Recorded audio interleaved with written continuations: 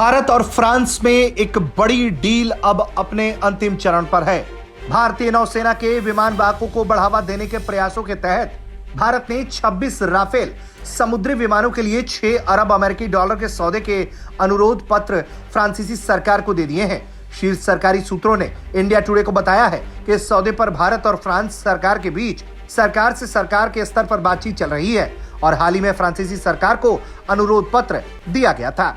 उन्होंने कहा है कि यह सौदा अगले कुछ महीनों में पूरा हो जाएगा और इससे विक्रांत और विक्रमादित्य दोनों विमान वाहक पोतों की ताकत और भी ज्यादा बढ़ जाएगी। राफेल समुद्री जेटों का उपयोग भारतीय नौसेना द्वारा अपने विमान वाहक पोत से रक्षा कार्यों के लिए किया जाएगा।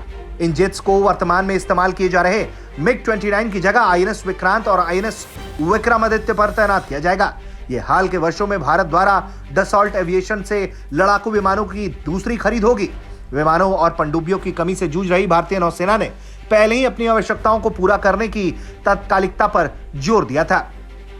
रक्षा अधिग्रहण परिषद ने भारतीय नौसेना के लिए 26 राफेल एम लड़ाकू विमान खरीदने के प्रस्ताव को पहले ही मंजूरी दे दी थी, जिसमें 22 सिंगल सीटर राफेल समुद्री विमान और 4 ट्विन सीटर ट्रेनर संस्करण शामिल हैं। इसके पहले भी भारत डसॉल्ट एविएशन से एयरफोर्स के लिए 36 राफेल विमान खरीद चुका है, लेकिन राफेल और राफेल एम में काफी अंतर है। चाहे डिजाइन हो, वजन हो या फिर रेंज की बात हो, राफेल मरीन पाकिस्तान के F-16 और चीन के J-20 से कहीं ज्यादा बेहतर है। राफेल मरीन की खासियत है कि उसे मैरीटाइम ऑपरेशन में महारत हासिल है, इसलिए भारतीय नौसेना ने इसे अपने बेड़े में शामिल करने का फैसला किया।